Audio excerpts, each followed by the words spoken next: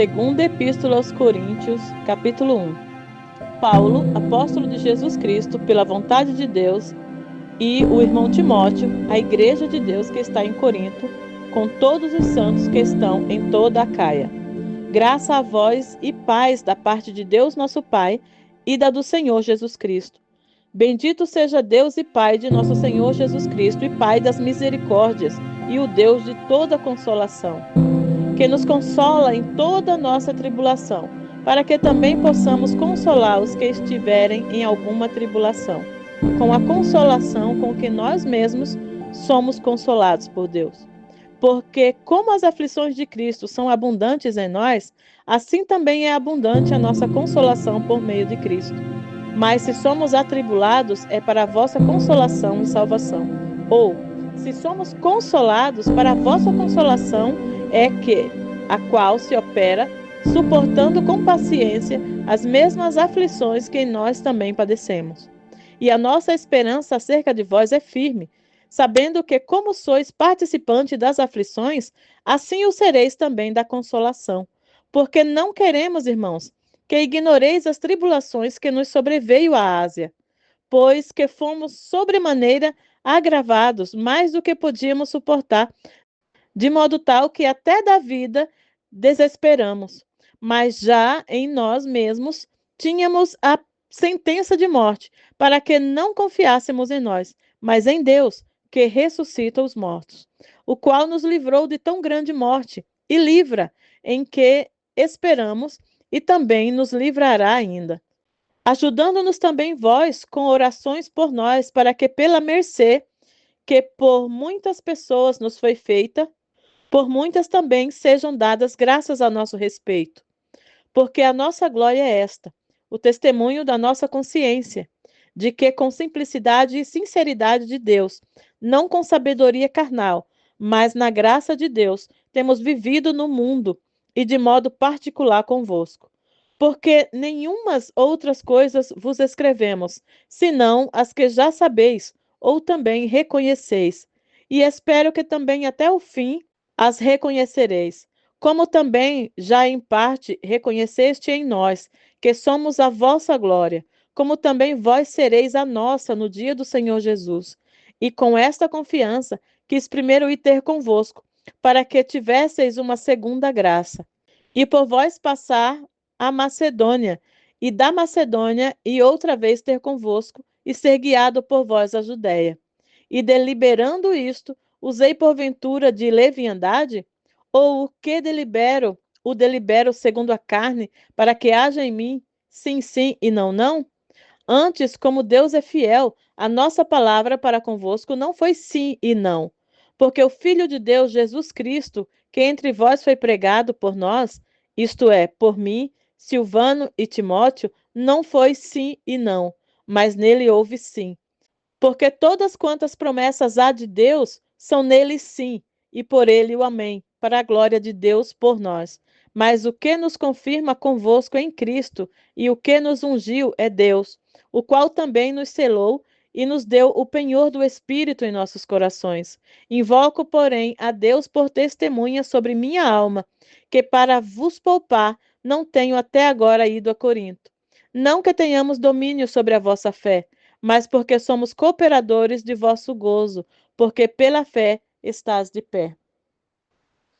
2 Coríntios, capítulo 2. Mas deliberei isto comigo mesmo, não ir mais ter convosco em tristeza, porque se eu vos entristeço, quem é que me alegrará, senão aquele que por mim foi contristado? Escrevi-vos isso mesmo, para que, quando lá for, não tenha tristeza da parte dos que deveriam alegrar-me, confiando em vós todos, que a minha alegria é a de todos vós. Porque em muita tribulação e angústia do coração vos escrevi, com muitas lágrimas, não para que vos entristeceis, mas para que conhecesseis o amor que abundantemente vos tenho. Porque se alguém me contristou, não me contristou a mim, senão em parte, para vos não sobrecarregar a vós todos. Basta-lhe ao tal esta repreensão feita por muitos. De maneira que, pelo contrário, deveis antes perdoar-lhe e consolá-lo, para que o tal não seja de modo algum devorado de demasiada tristeza. Por isso vos rogo que confirmeis para com ele o vosso amor. E para isso vos escrevi também, para por esta prova saber se sois obedientes em tudo. E a quem perdoardes alguma coisa, também eu, porque o que eu também perdoei, se é que tenho perdoado, por amor de vós o fiz na presença de Cristo, para que não sejamos vencidos por Satanás, porque não ignoramos os seus ardis. Ora, quando cheguei a Troade para pregar o evangelho de Cristo, e abrindo-se-me uma porta no Senhor, não tive descanso no meu espírito, porque não achei ali meu irmão Tito, mas, despedindo-me deles, parti para Macedônia. E graças a Deus, que sempre nos faz triunfar em Cristo, e por meio de nós manifesta em todo lugar a fragrância do seu conhecimento, porque para Deus somos o bom perfume de Cristo, nos que se salvam e nos que se perdem. Para estes, certamente, cheiro de morte para a morte, mas para aqueles, cheiro de vida para a vida. E para estas coisas, quem é idôneo? Porque nós não somos, como muitos, falsificadores da palavra de Deus. Antes, falamos de Cristo com sinceridade, como de Deus na presença de Deus. 2 Coríntios, capítulo 3. Porventura começamos outra vez a louvar-nos a nós mesmos? Ou necessitamos, como alguns, de cartas de recomendação para vós, ou de recomendação de vós? Vós sois a nossa carta, escrita em nossos corações, conhecida e lida por todos os homens, porque já é manifesto que vós sois a carta de Cristo, ministrada por nós e escrita não com tinta, mas com o Espírito de Deus vivo, não em tábuas de pedra, mas nas tábuas de carne do coração. E é por Cristo que temos tal confiança em Deus.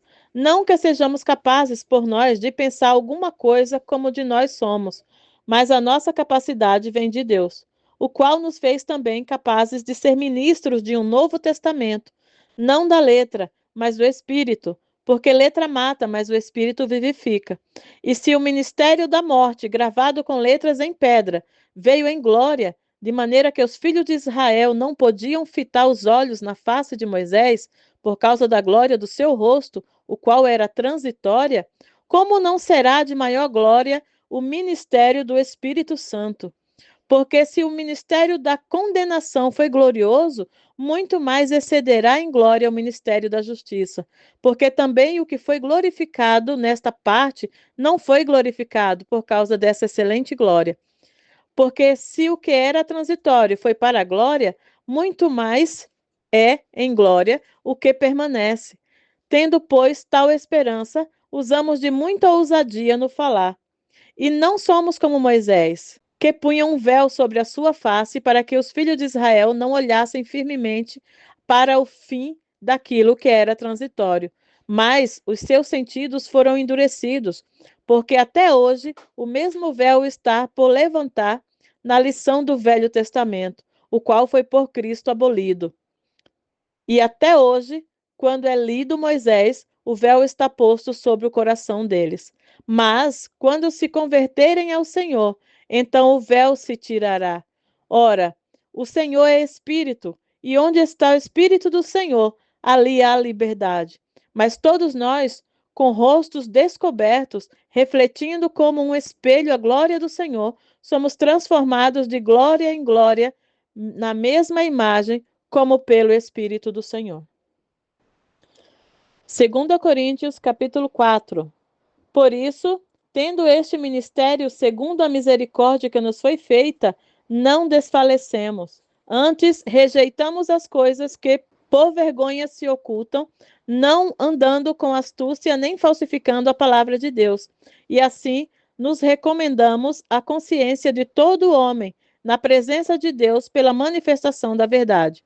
Mas se ainda o nosso evangelho está encoberto, para os que se perdem está encoberto, nos quais o Deus desse século cegou o entendimento dos incrédulos, para que lhes não resplandeça a luz do evangelho da glória de Cristo, que é a imagem de Deus. Porque não nos pregamos a nós mesmos, mas a Cristo, Jesus, o Senhor. E nós mesmos somos vossos servos por amor de Jesus. Porque Deus que disse que das trevas resplandecesse a luz, é quem resplandeceu em nossos corações para a iluminação do conhecimento da glória de Deus, na face de Jesus Cristo. Temos, porém, este tesouro em vasos de barro, para que a excelência do poder seja de Deus e não de nós.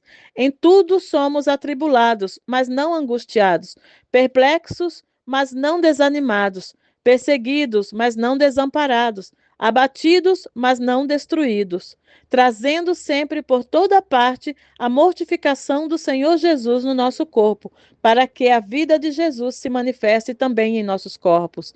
E assim nós, que vivemos, estamos sempre entregues à morte por amor de Jesus, para que a vida de Jesus se manifeste também na nossa carne mortal. De maneira que em nós opera a morte, mas em vós a vida. E temos, portanto, o mesmo espírito de fé, como está escrito: Cri, por isso falei.